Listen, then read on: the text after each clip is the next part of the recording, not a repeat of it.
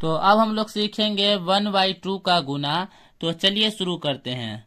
1/2 के गुना में ऊपर एक अंक होता है और नीचे 2 अंक होता है। ठीक है, तो इसको गुना करने के लिए हम लोग 1 का टेबल 8 बार पढ़ेंगे।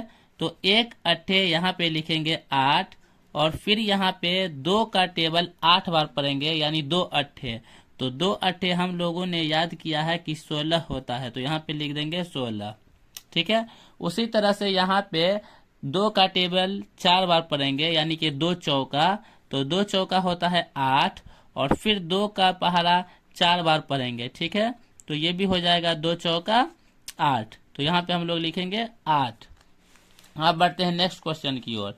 यहाँ पे हमें 1 का टेबल 9 बार पढ़ना है।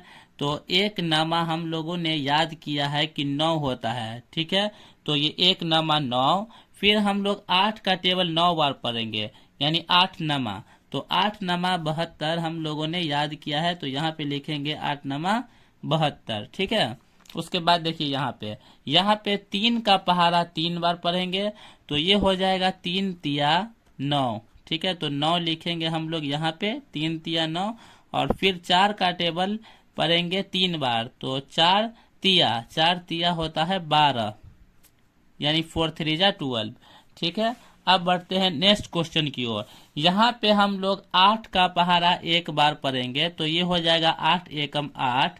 तो यहाँ पे लिखेंगे 8, और फिर 9 का पहाड़ा 1 बार पढ़ेंगे। तो 9 एकम हो जाएगा 9। ठीक है, यहाँ पे 0 का पहाड़ा पढ़ेंगे 5 बार। तो किसी को भी हम लोग 0 से मल्टीप्लाई करते हैं तो वो हो जाता है 0। तो 0 का टेबल अगर हम लोग 5 बार पढ़े तो वो हो जाएगा 0। और फिर 5 का टेबल 5 बार पढ़ेंगे, यानी 5 पंचे। तो 5 पंचे होता है 25। तो हम लोग लिखेंगे यहाँ पे 25। बढ़ते हैं अब नेक्स्ट क्वेश्चन की ओर। यहाँ पे देखिए, यहाँ पे हमें 1 का पहाड़ा 6 बार पढ़ना है। तो 6 एकम हो जाएगा 6।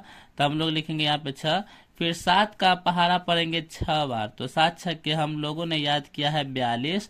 तो हम लोग लिखेंगे यहाँ पे 7 छक्के 42। ठीक है, तो आपको ये बताना है कि अगर 6 को हम लोग मल्टीप्लाई करें 60 से तो कितना होगा। ठीक है, तो ये आपको बताना है। तो आज के लिए बस इतना ही। Thank you for watching video.